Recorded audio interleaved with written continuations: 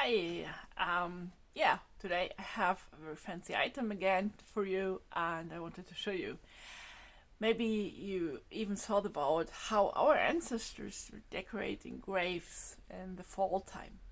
You had no flowers anymore, and just maybe some green needle twig, twigs, whatever, and nothing really depending on flowers. And in the old times, they did not even use artificial flowers because they were not there. They were not so much common and were too expensive to put them to remember on the grave. So, what did they do instead? I have found a picture, an old photography. It's really rare, and so I was very lucky to find it. So I want to show you. Here we have, it's 1915, and here we have a fresh grave with a decoration. This is after World War One. Sorry. And but I want to show you something that's here. This is a grave cross, and it's decorated with something I have here also.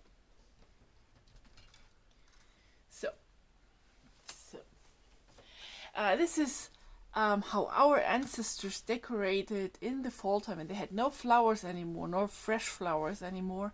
How they decorated the graves. So these items are made.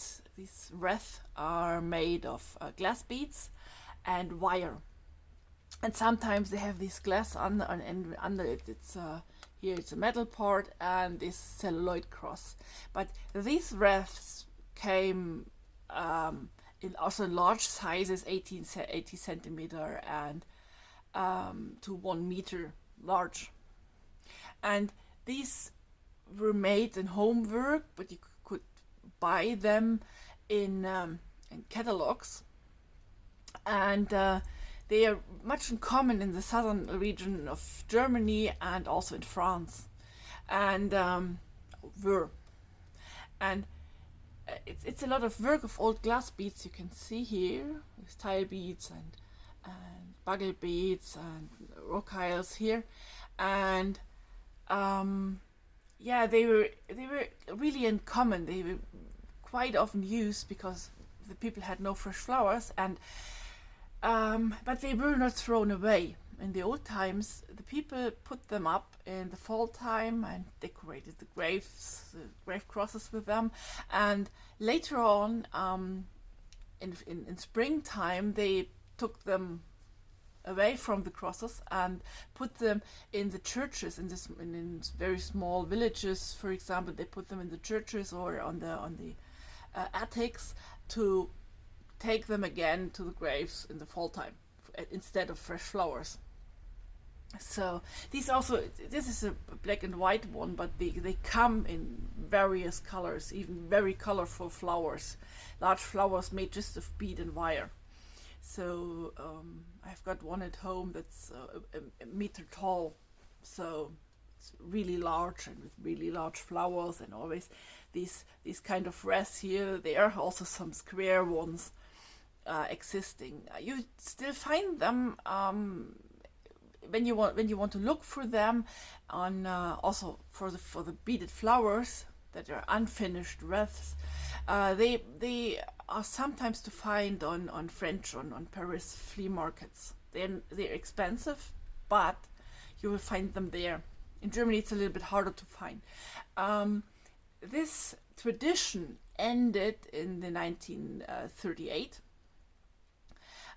They changed the rules, what you could put up on graves to remember your ancestors.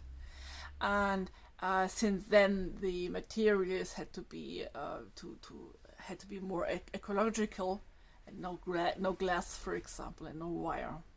So this changed for France and for Alsace in the 1941 when the